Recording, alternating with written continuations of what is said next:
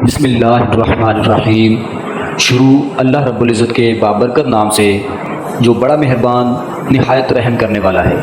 السلام علیکم ورحمۃ اللہ وبرکاتہ۔ ناظرین اکرام، آج کی اس ویڈیو میں آپ حضرات کے سامنے تخلیق کائنات کی تاریخ لے کر حاضر ہوا اور اس کے ساتھ ساتھ حضرت آدم علیہ السلام کو کب کیسے پیدا کیا گیا۔ تو آپ حضرات سے گزارش ہے کہ آپ اس ویڈیو کو شروع سے لے کر آخر تک ضرور دیکھیے گا۔ بسم اللہ الرحمن الرحیم۔ حضرت آدم علیہ السلام سے پہلے دنیا میں کیا تھا؟ یہ وہ سوال ہے جو ہم سب کے ذہن میں آتا ہے کہ کائنات میں انسانوں کے بسنے سے پہلے آخر کیا تھا۔ ایک صحابی نے حضور اکرم صلی اللہ علیہ وسلم سے سوال کیا کہ اے اللہ کے رسول، زمین اور آسمان کو پیدا کرنے سے پہلے ہمارے پروردگار کہاں تھا؟ آپ صلی اللہ علیہ وسلم نے فرمایا کہ تب اللہ کے سوا اور کچھ نہیں تھا۔ پھر اس نے پانی پر اپنا عرش بنایا، گویا یہ اس کائنات کی ابتدا تھی۔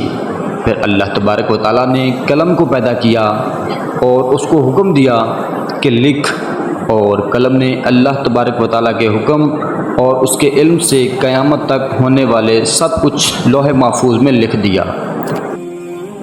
اس کے بعد آسمان اور زمین کی 6 دن میں تخلیق کی گئی۔ یمن سے آئے ہوئے ایک وفد نے حضور اکرم صلی اللہ علیہ وسلم سے کہا کہ ہم آپ سے دین کی سمجھ اور قلم کی ابتدا جاننے کے لیے آئے ہیں۔ تو آپ صلی اللہ علیہ وسلم نے فرمایا، جس کا مفہوم یہ ہے کہ سب سے پہلے صرف اللہ تبارک و تعالیٰ کی ذات تھی، اس کا عرش پانی پر تھا، پھر اس نے قلم پیدا کیا، اس قلم نے لوح محفوظ پر قیامت تک ہونے والے تمام واقعات لکھ دیے۔ پھر آسمان اور زمین کو پیدا کیا گیا۔ اس کی جو ترتیب ہیں وہ روایات سے پتہ چلتی ہیں۔ وہ کچھ یوں ہیں کہ اللہ تبارک و تعالیٰ نے ہفتے کے دن مٹی یعنی زمین کو پیدا کیا۔ جب اللہ تبارک و تعالیٰ نے زمین بنائی تو وہ کانپنے لگ گئی۔ پھر اللہ تبارک و تعالیٰ نے اتوار کو اس میں پہاڑ بنائے، زمین کو سہارا دینے کے لیے، ایسے جیسے اس میں کیل ٹھونک دیے ہوں۔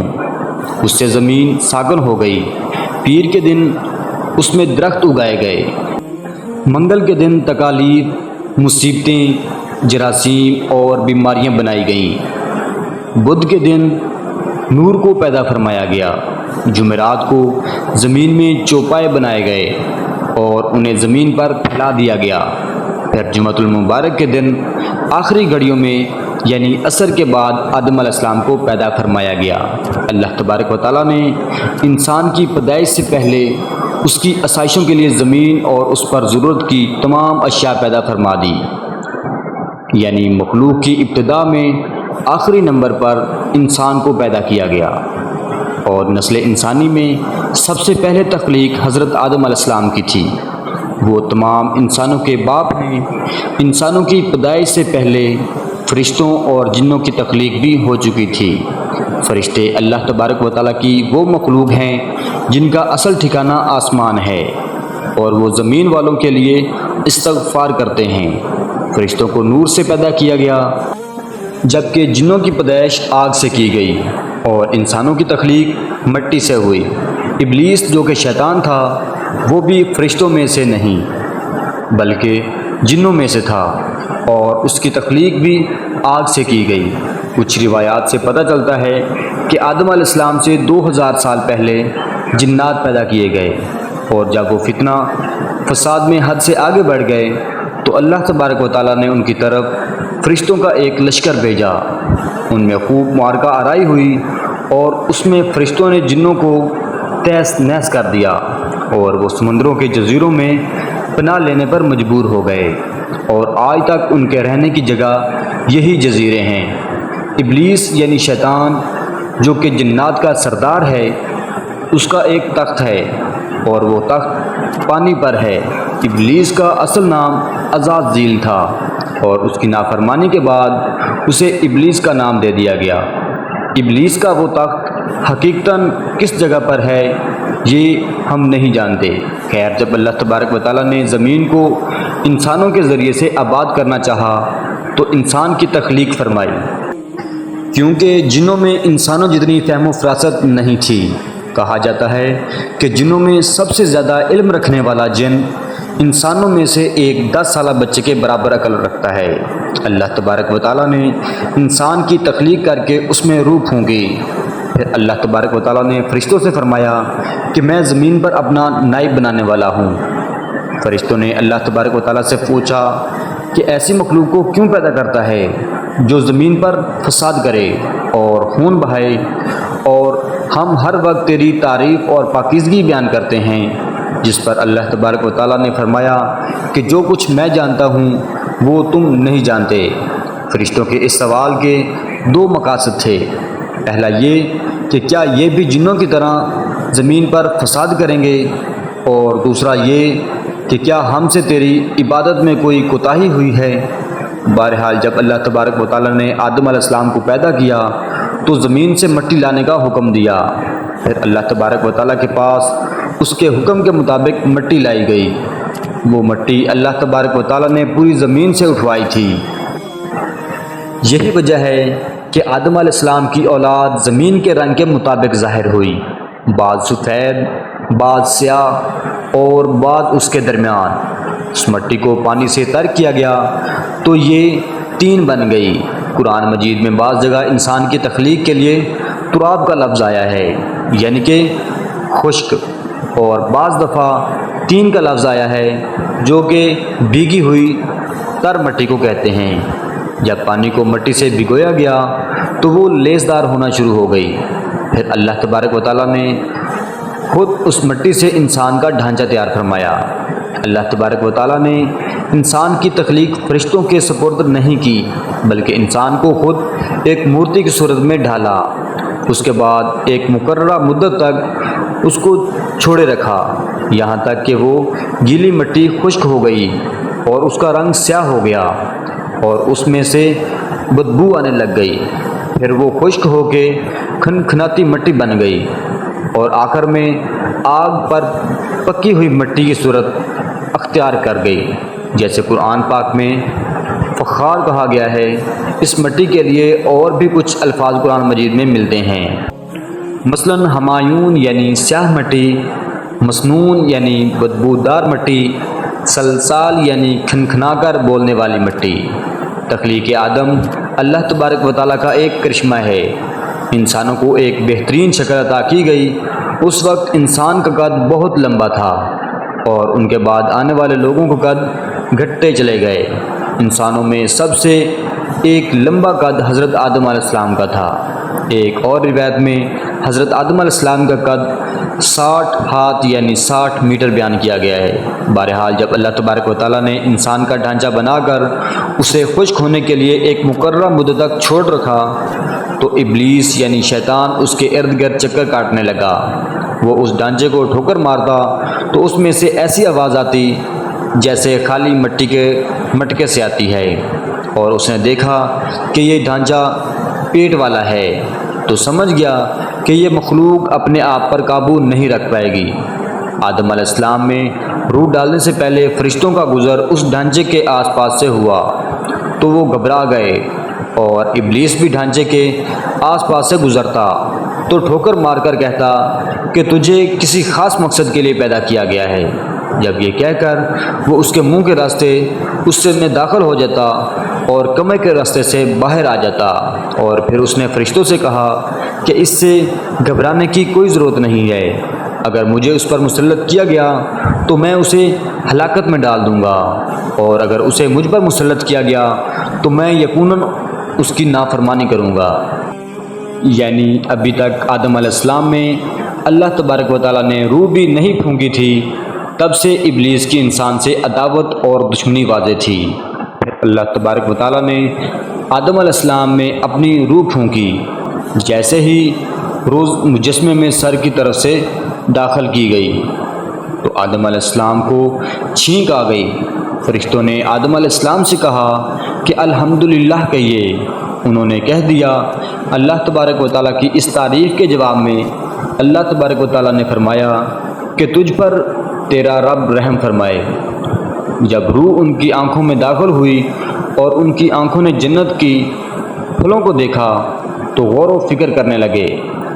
پھر روح پیٹ میں داخل ہوئی تو کھانے کی طلب ہوئی، یعنی روح اب بھی ٹانگوں تک نہیں پہنچی تھی اور کھانے کی خواہش محسوس ہونے لگی۔ جب آدم علیہ السلام میں روح پھونک دی گئی تو اللہ تبارک و تعالیٰ نے ان کی پشت مبارک پر ہاتھ پھیرا، جس سے قیامت تک کے آنے والے تمام انسان باہر آ گئے۔ آدم علیہ السلام کی تمام اولاد ان کے سامنے ظاہر ہو گئی۔ یہ بات قرآن اور احادیث سے بھی واضح ہے۔ پھر اللہ تبارک و تعالیٰ نے اولاد آدم سے انہی کے بارے میں اقرار لیا کہ کیا میں تمہارا رب نہیں ہوں؟ تو تمام انسانوں نے جواب دیا کہ ہم اقرار کرتے ہیں کہ تو ہی ہمارا رب ہے۔ اللہ تبارک و تعالیٰ نے آدم علیہ السلام میں اپنی روح پھونک کر فرشتوں اور جنوں سے انسان کو سجدہ کرنے کا حکم دیا۔ ابلیس کے علاوہ سب نے آدم علیہ السلام کو سجدہ کیا۔ اللہ تبارک و تعالیٰ نے ابلیس سے پوچھا کہ تجھے کس چیز نے سجدے سے روک دیا؟ تو اس نے جواب دیا کہ تو نے مجھے آگ سے پیدا کیا ہے اور اسے مٹی سے، گویا میں اس سے بہتر ہوں۔ اللہ تبارک و تعالیٰ نے اس کی سرکشی پر اسے سزا دیتے ہوئے فرمایا، اس جنت سے اتر جا، تجھے کوئی حق حاصل نہیں ہے جنت میں رہ کر تو تکبر کرے۔ ابلیس نے جواب دیا کہ مجھے قیامت تک مہلت دی جائے، یعنی کہ اتنی لمبی عمر دی جائے کہ قیامت تک مجھے موت نہ آئے۔ جب تمام انسانوں کو دوبارہ زندہ کیا جائے گا، اللہ تبارک و تعالیٰ نے فرمایا کہ تجھے ایک وقت مقرر تک مہلت دی گئی ہے۔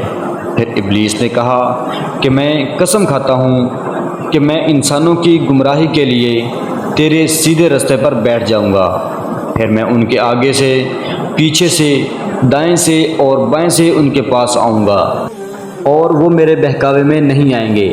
اللہ تبارک و تعالیٰ نے اسے ذلیل و خوار کر کے وہاں سے نکال دیا اور فرمایا کہ ان میں سے جو شخص بھی تیرا حکم مانے گا میں اسے تمام لوگوں سے جہنم کو بھر دوں گا اور میرے بندوں پر تیرا کوئی غلبہ نہیں ہوگا۔ اس طرح یہ واضح ہوا کہ سب سے پہلا گناہ تکبر تھا، اس لیے علماء کرام کے مطابق تمام گناہوں کی جڑ تکبر ہے۔ اللہ تبارک و تعالیٰ نے آدم کو علم والا پیدا کیا تھا۔ جب اللہ تبارک و تعالیٰ نے آدم علیہ السلام میں مکمل روح ڈال دی تو وہ اپنے پیروں پر کھڑا ہو گئے، تو اللہ تبارک و تعالیٰ نے انہیں حکم دیا کہ جاؤ فرشتوں کی جماعت کو سلام علیکم کہو۔ آدم علیہ السلام کے سلام کے جواب میں انہوں نے وعلیکم السلام ورحمۃ اللہ کہا۔ اللہ تبارک و تعالیٰ نے فرمایا کہ یہ تیرا اور تیری اولاد کا آپس میں ایک دوسرے کو تحفہ ہے اور ہدیہ ہے۔ اللہ تبارک و تعالیٰ نے آدم علیہ السلام کو ابتدا میں ہی تمام نام سکھا دیے اور وہ اللہ تبارک و تعالیٰ کے حکم سے آسمان اور زمین کی ہر چیز کا نام اور اس کا استعمال جانتے تھے۔ اللہ تبارک و تعالیٰ نے ان تمام چیزوں کا نام جب فرشتوں سے پوچھا تو وہ چیزوں کے نام نہیں جانتے تھے۔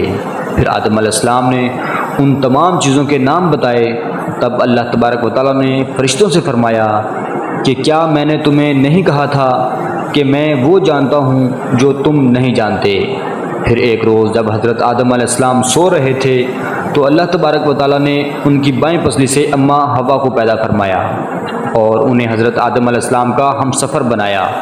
جب حضرت آدم علیہ السلام بیدار ہوئے تو انہوں نے حوا کو پاس بیٹھے دیکھا۔ انہوں نے پوچھا کہ تم کون ہو؟ انہوں نے جواب دیا کہ میں عورت ہوں۔ حضرت حوا قیامت تک آنے والی تمام عورتوں میں سب سے زیادہ حسین تھیں۔ حضرت آدم اور حضرت حوا دونوں جنت میں رہتے تھے۔ انہیں نور کا لباس پہنایا گیا۔ جب ابلیس نے انہیں گمراہ کرنا شروع کر دیا اور اللہ تبارک و تعالیٰ نے جس درخت کے پاس جانے سے انہیں منع کیا تھا، شیطان نے انہیں وہیں کھانے پر مجبور کر دیا اور اس پر جھوٹی قسمیں بھی کھائیں۔ انہوں نے اس درخت سے کھا لیا اور اللہ تبارک و تعالیٰ کی نافرمانی کے مرتکب ہو گئے۔ اللہ تبارک و تعالیٰ نے ان سے نور کا وہ لباس لے لیا اور وہ برہنہ ہو گئے۔ وہ اس درخت کے پتوں سے اپنے آپ کو ڈھانپنے لگے، لیکن اس گناہ کے بعد غرور و تکبر کی جگہ وہ اللہ تبارک و تعالیٰ سے معافی مانگنے لگے اور اس کی مغفرت کے طلبگار ہوئے۔ اس سے یہ بتایا گیا کہ خطا انسان کی فطرت کا حصہ ہے، کیونکہ وہ فرشتوں کی طرح معصوم نہیں ہے۔ پھر اللہ تبارک و تعالیٰ نے انہیں جنت سے نکل جانے کا حکم دیا اور فرمایا کہ تمام زمین پر رہو، اور تم ایک دوسرے کے دشمن ہو گئے۔ پھر وہ دونوں زمین پر اترے اور انہی کے ساتھ ابلیس بھی زمین پر اترا۔ حضرت آدم علیہ السلام اور حضرت حوا نے اپنے رب سے معافی کے کلمات سیکھے۔ ایک روایت کے مطابق حضرت آدم علیہ السلام کو ہند میں جبکہ حضرت حوا کو جدہ میں اتارا گیا۔ پھر وہ ایک دوسرے کو ڈھونڈنے لگے اور آخر کار میدان عرفات میں ان کی ملاقات ہوئی۔ حضرت حوا نے 20 ولادتوں میں 40 بچوں کو جنم دیا، اور ہر ولادت میں ایک لڑکا اور ایک لڑکی پیدا ہوتی تھی۔ سب سے پہلا جوڑا قابیل اور ان کی بہن کمین کا تھا، اور اس طرح زمین پر نسل انسانی کی افزائش شروع ہو۔